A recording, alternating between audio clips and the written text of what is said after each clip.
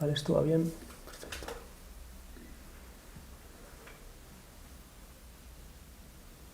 Cuando estés preparada, go on stage.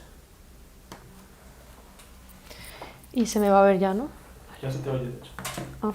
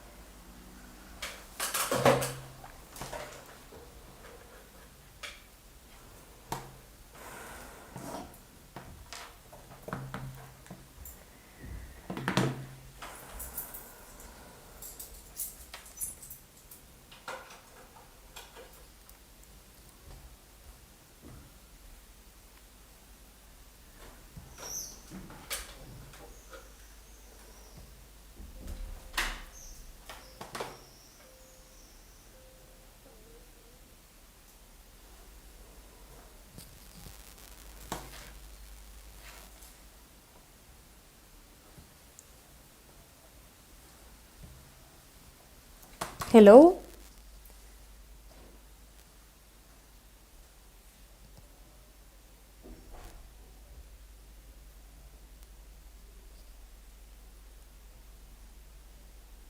Hello, so I can see there's some people joining the webinar. I don't know if someone can tell me if you can hear me all right. Let's give some minutes for more people to join.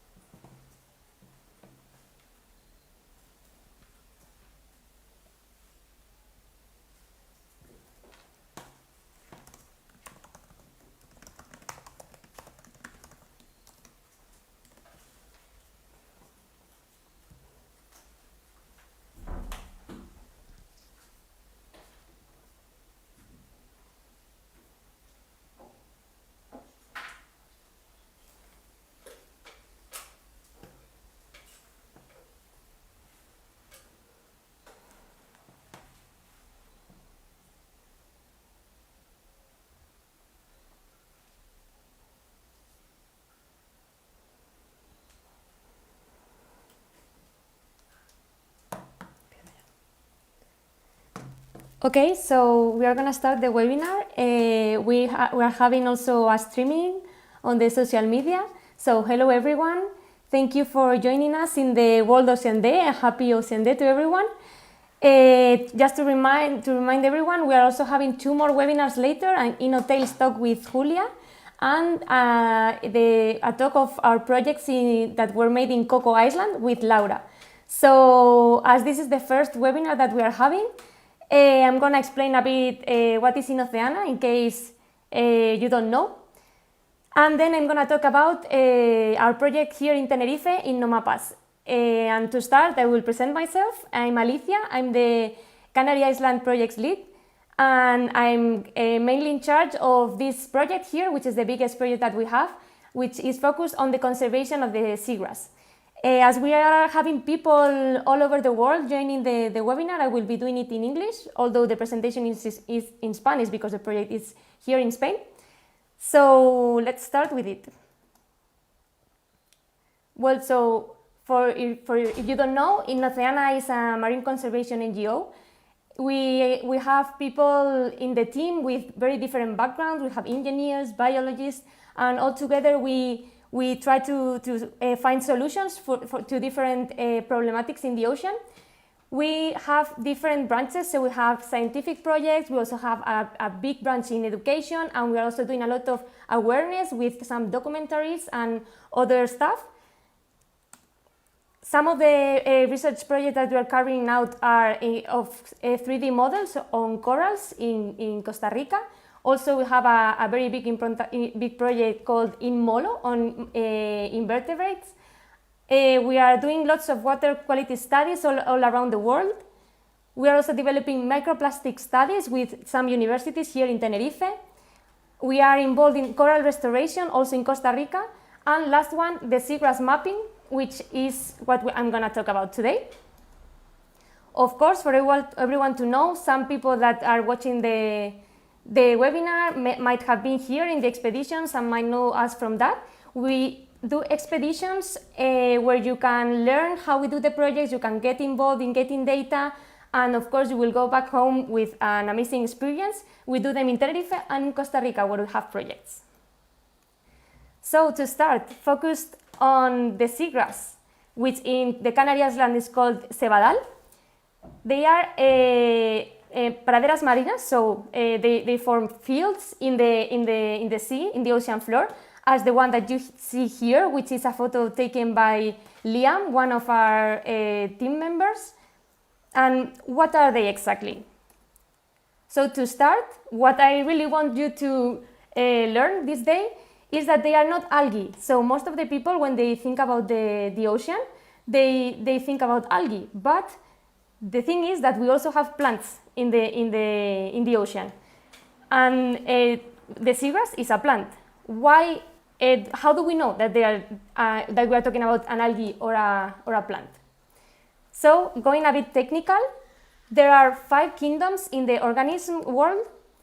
We have the bacteria, we have plants, we have animals, we have fungi, and we have something called protists, which is a mix of very random things that do not fit in the other kingdoms.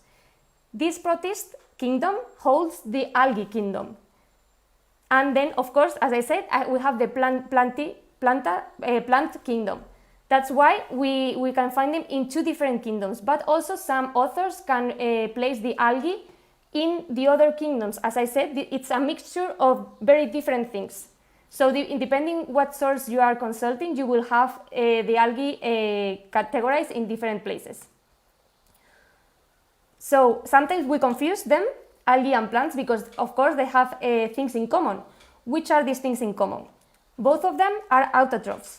This means that they can make their own food in a way by the energy of the sun, the oxygen, and the CO2 and water. Like that, they make glucose, which is how they nourish themselves, and they release oxygen. How do they do that? With an organelle which is called chloroplast. This chloroplast has a pigment called chlorophyll, you might have heard of it, and is the organelle in charge of doing this process, which is called the photosynthesis. Like that, they produce their food in a way. Another thing that they have in common is that on the wall of their cells, they have cellulose. That, as you might know, it's a component of the paper that we use, the cellulose, that makes it rigid and difficult to break. So all these things, they have in common both algae and plants. And what do they have to differentiate them? First of all, as I said, algae is actually a term that holds very different organisms. That is the thing, that they have unicellular organisms and pluricellular organisms. So organisms that are made by one single cell, for example, the cyanobacteria. Cyanobacteria is an algae which is only one cell, and it's a bacteria. And also pluricellular cells, so organisms made of more than one cell. This is the case of the plants. We only have pluricellular organisms. The second difference is that algae do not have real tissues, but this is not the case in plants. What does a real tissue mean? That the cells have a level of differentiation, and they are in charge of one specific role. In the case of the algae, the cells are not that much differentiated, and their roles are not that separated, so they do not have real tissues. One of these tissues are the flowers, the reproductive tissue, which we have in plants, but we do not have in the algae. Another thing that they have different is that algae do have another pigment to help them fixate the light of the sun, which is called phycobilinas. Plants do not have this pigment, so they just have the chlorophyll to fixate the energy from the sun to make the photosynthesis. And another big difference, which is not real in all the cases, is that we will find algae mainly in the aquatic world and plants in the terrestrial. But of course, we are going to see now that this is not always the case. I'm not going to go very technical this time, but here we have the taxonomy to get until the seagrass. Where is the seagrass placed within the plant's kingdom? Here we can find also some algae that could be considered within the plant's kingdom. But just as a general thing, we will say that the seagrass is an angiosperm. We have gymnosperms and angiosperms, which they are differentiated because of how they protect or not protect the seeds. So in the angiosperms, we will have the seeds protected by a structure which is called the fruit, but in the gymnosperms, we will have these seeds exposed, like in a pine. And the rest, it's too much for the webinar of today, but just for you to know that that plants can also, the plant kingdom also holds some algae. So we are talking about angiosperms in the ocean. We have more than 70 species of angiosperms, and many of them are in risk of extinction. Their habitat it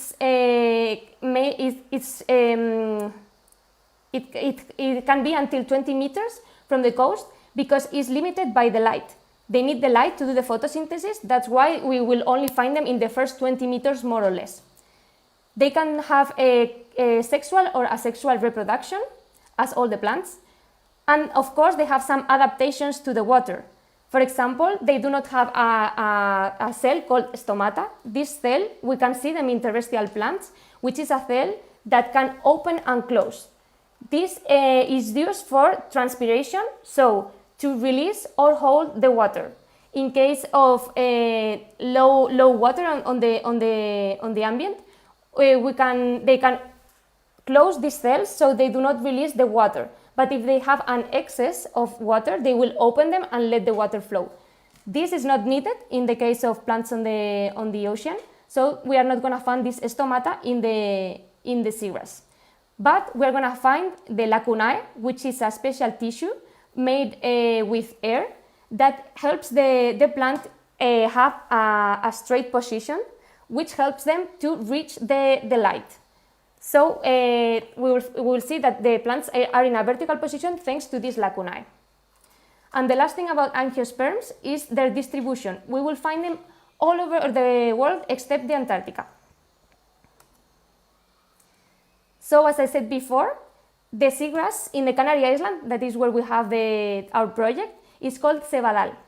Here we can see the seagrass where we normally dive, which is in a place called Abades in Tenerife. What species do we have here? Because there are a lot of species of seagrass, as we said before, more than 70 species. Here we have the Cymodocea nodosa.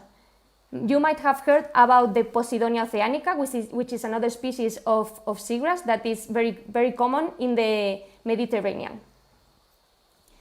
But the particular thing about this Cymodocea nodosa is that we can find it also in the Mediterranean with the Posidonia oceanica, but the climax species of that ecosystem is the Posidonia oceanica.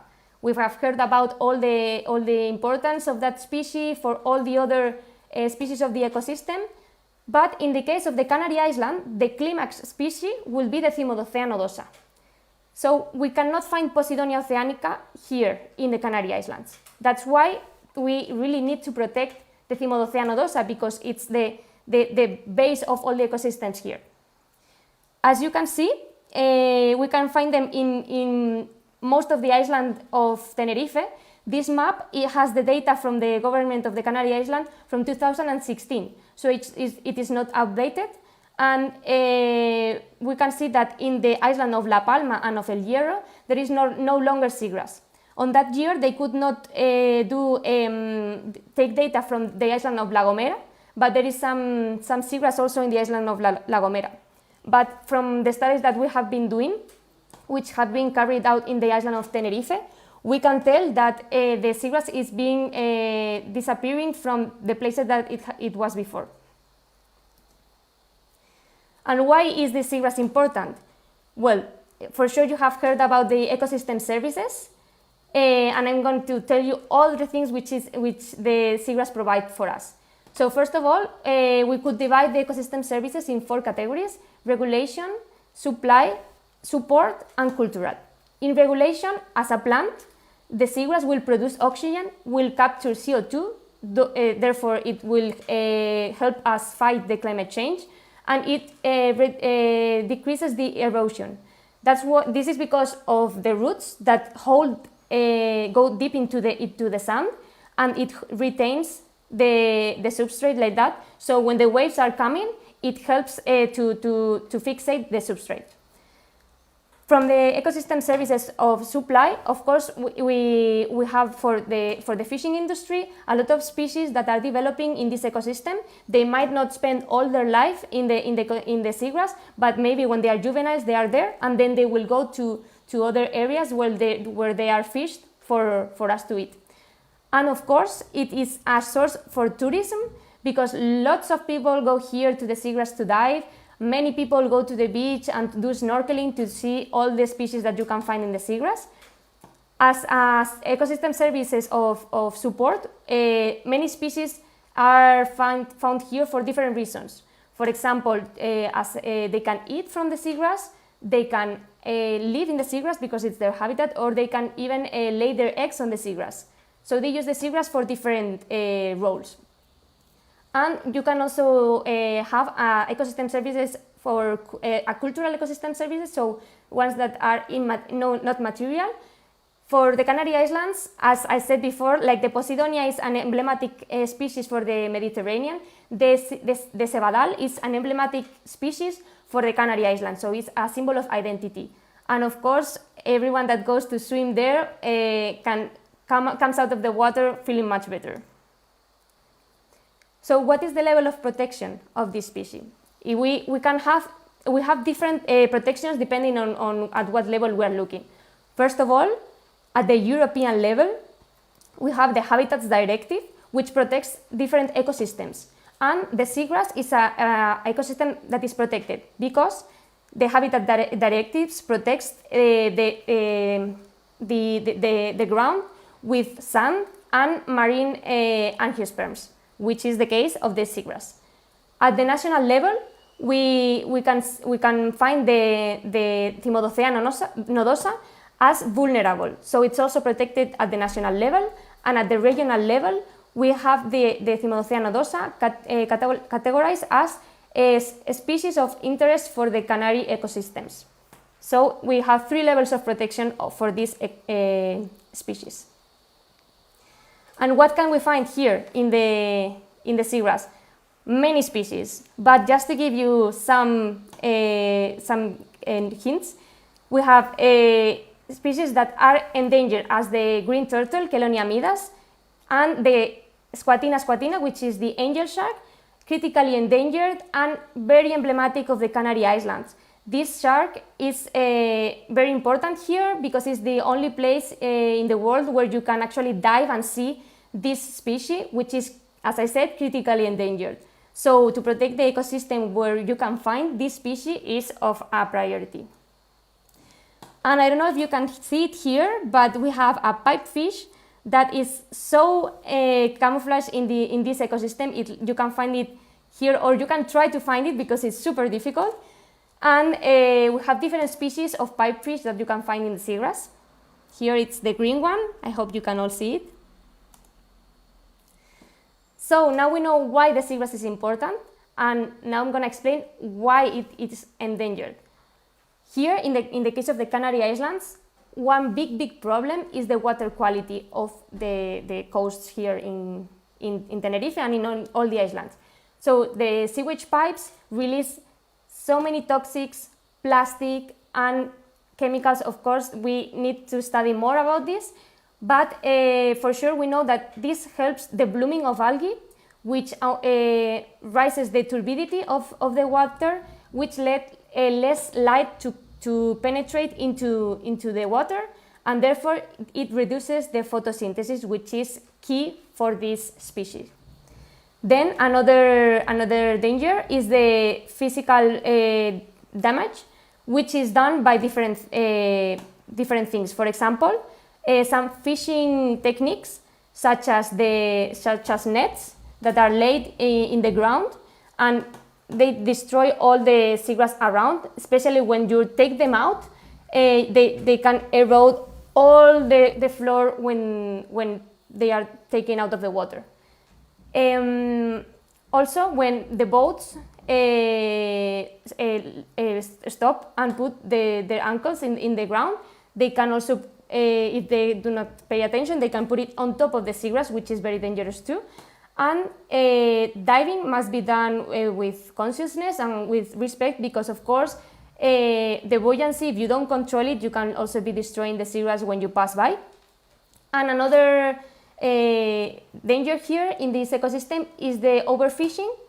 So a lot of awareness needs to be done, because if you start fishing without knowing what you are getting, you disrupt the whole ecosystem. So this webinar was also to tell you all what we have been finding in this INNOMAPAS year, because this project, it has been going on for, this is the second year. It is funded by Fundación Biodiversidad from the Spanish government, and it is part of the INTEMARES LIFE project, which has which is funded by Europe. I'm going to start telling the objectives of INNOMAPAS, which are, first of all, update the cartography of the island of Tenerife. So this ecosystem is changing very quickly, and the last cartography is from 2018. So our aim is to have an updated cartography from all the years. Second of all, we want to learn as much as we can from this ecosystem, so we know how it works and we better know how to protect it. So we want to create a base of knowledge that we can implement, it can help implement a better management plan. Where are we doing these studies? The first year we were working on the south of Tenerife, here in the special area for conservation, which is called Cebadales del Sur de Tenerife. But this year we are in the north, in two different protected areas, which is Antequera and San Andres. This part of this year is an area where the sea comes in with a lot of currents, which makes the diving a bit more tricky. So getting data is also a bit more tricky, but I will tell you now what we have found. In the south of Tenerife, we were diving all the last year, so we got to know very well all the seagrass patches there. How are we taking this data, and what is the innovation thing about INNOMAPAS? We developed a methodology which helps us involve all the community, because we need people snorkeling or diving, so everyone can join us in the water to get the data. We do it, as I said, with a team of divers, which finds the border of the patch, releases a buoy and a team of snorkel that goes in the surface and gets the GPS coordinates. Like that, we start mapping where the seagrass patch is. This year, apart from that, we are developing a new methodology, which is with drones. So these drones will be flown over the seagrass patch and taking images to perform a map with software called IGSoft Metashape. Like this, we are trying to do a mapping more efficient and more concrete, which will be compared with the other methodology. For now, we have found some things that we have to take into account when we are flying the drone, such as the substrate. If there is a white sand, or here in the Canary Islands it's very common to have black sand, which doesn't have that much contrast with the seagrass, so it's more tricky to get a good image of the patch. Also, you have to pay attention to the light, so to the time of the day when you are flying the drone, because the light enters the water in a different direction depending on the time. and this has less light then for your photography. Also, the landscape can put shade on your area, and it lowers the light that enters the sea too, and of course the visibility and the depth. Over 20 meters, we are no longer going to see the photos from the air. In INNOMAPAS, we are also developing other studies. For example, with the University of La Laguna, we are developing a microplastic study, which is a pioneer here in Tenerife. We are trying to study if the seagrass patch has an effect on the capture of microplastics. This has been proven with other species such as the Posidonia oceanica. So we are gonna develop this study, taking samples of the substrate and being analyzed by the University of La Laguna to see if we find microplastic within the roots. Another study that we are doing is the water quality. We are taking samples of water quality every time that we go diving in the seagrass, and we are trying to test the quality for this ecosystem, to see and detect if any danger is going to appear, if the sewage pipe, because we know where the sewage pipes are, so to see if they are affecting in some way to the water quality and therefore to the habitat quality for this ecosystem. So for the first year, we got as a result an interactive platform which is open for everyone, where you can see all the results, a lot of pictures. You can search through it and see where the sewage pipes are, what endangered species we have found, where the protected areas are. And well, this webpage will open for you at the end of the webinar, so in case you want to search through it, I really recommend it to you.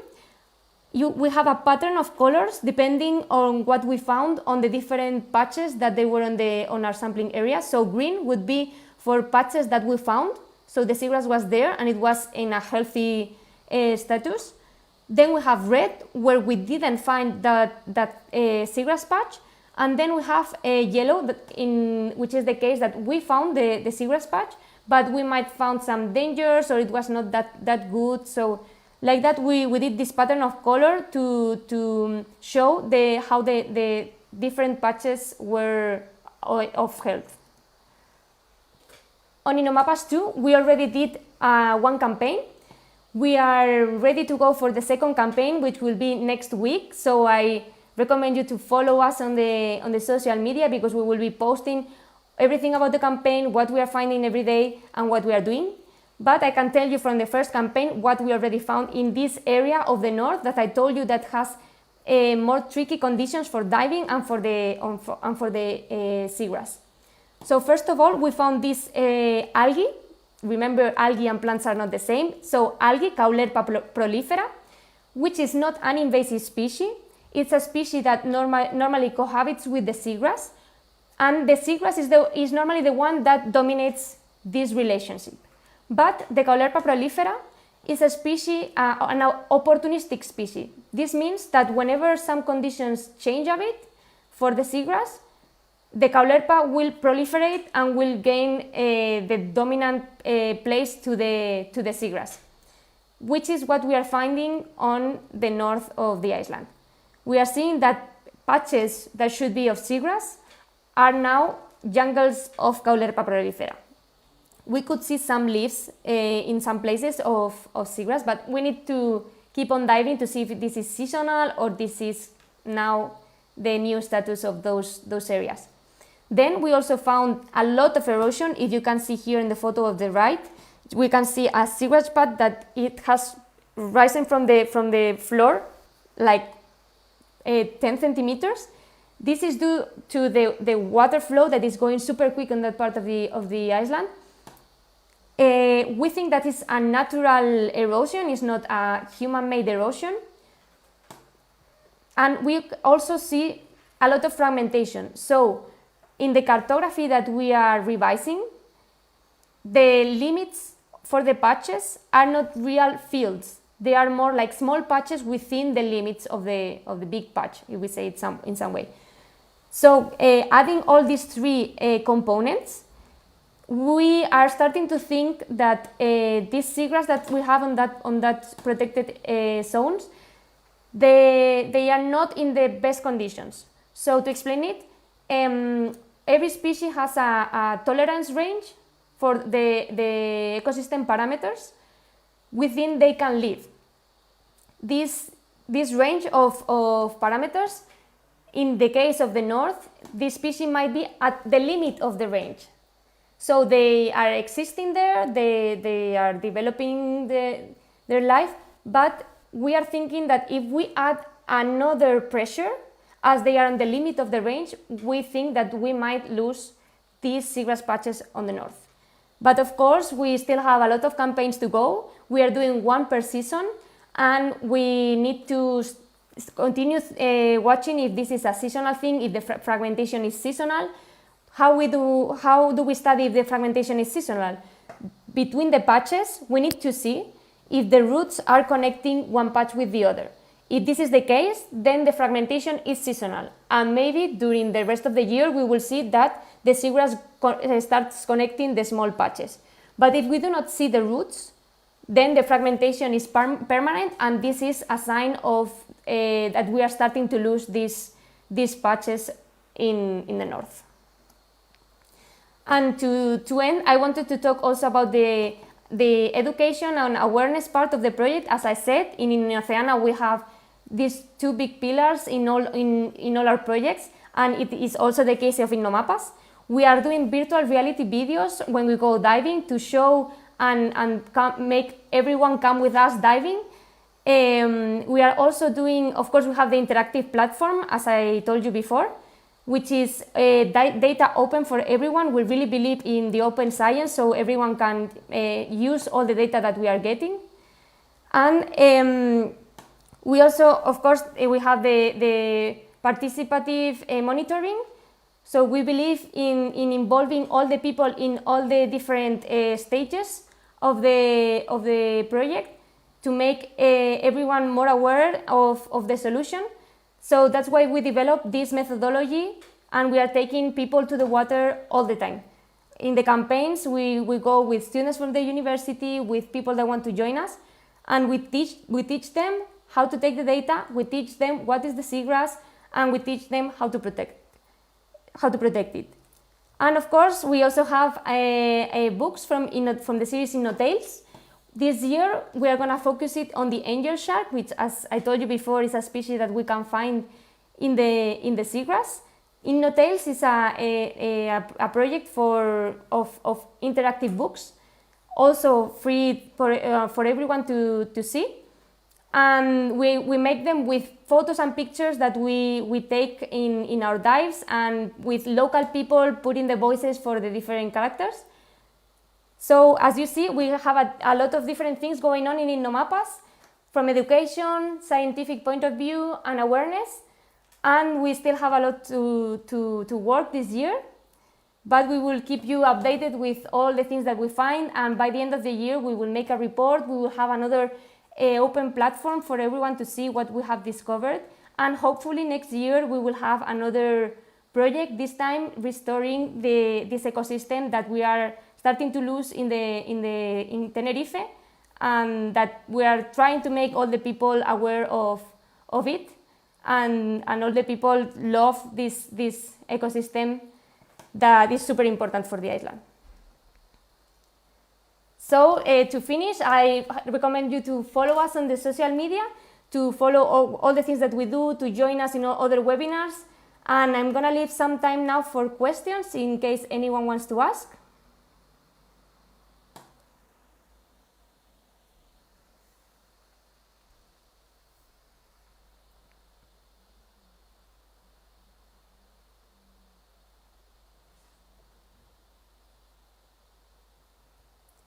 So Marina, go for it.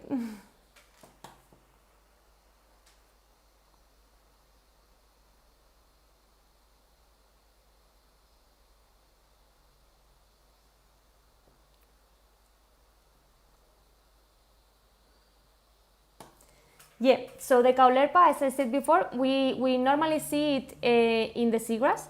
We normally dive in a place called Abades, and we see scarce caulerpa.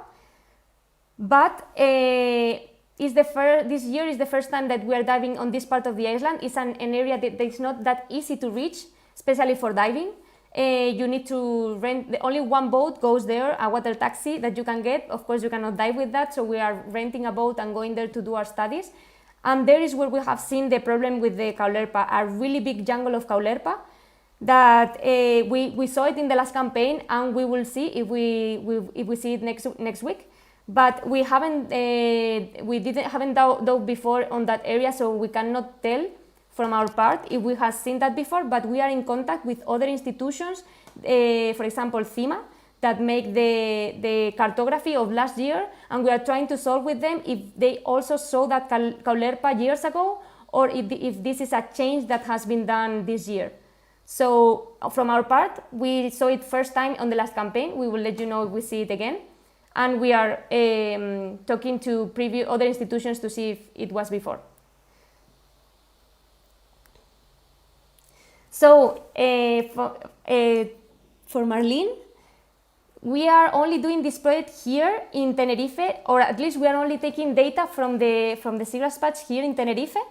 But we are doing education activities, we are spreading the word in other places, like other islands of the Canary Islands. For example, in Gran Canaria, we did a talk with a school. We are also doing talks in Madrid to show what we are doing. And of course, it is part of Innoceana objectives to start taking data in other islands and start taking the project further. But for now, we have only taken data here in Tenerife.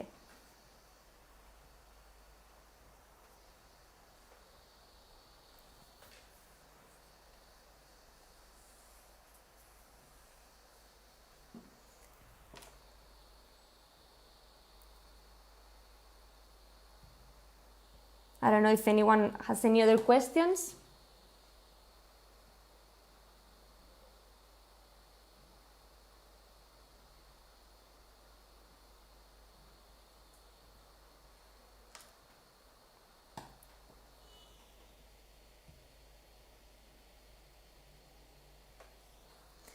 Okay, so now for Hugo. So about caulerpa, of course, algae, as I said, they are also autotrophs, so they also do the photosynthesis and they provide ecosystem services, of course. But here, the main climax species is the seagrass. So although the caulerpa for sure provides ecosystem services, we cannot afford to lose the seagrass here in the Canary Islands. But I cannot tell you exactly who provides more ecosystem services if the question is going through that path. But what I can tell you is that if we lose what we had, we are going to lose a lot of species too. And Marina, of course, we will let you know when we go to Madrid to do the talk. For now, sadly, we are doing all the talks online. We all know why.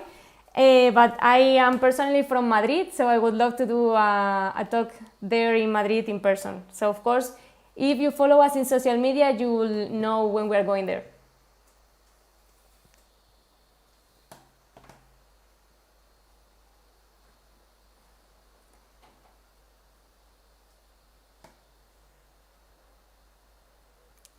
Any other question?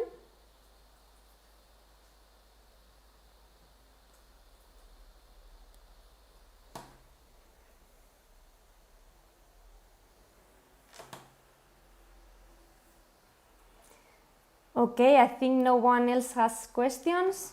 So I just want to thank you all for joining to this talk. I hope that you have learned a lot about the seagrass. And remember that there's now a talk with Julia about INNOTALES project, and then a talk about the projects in COCO Island that Laura and Carlos developed. So please do not leave, and happy Ocean Day!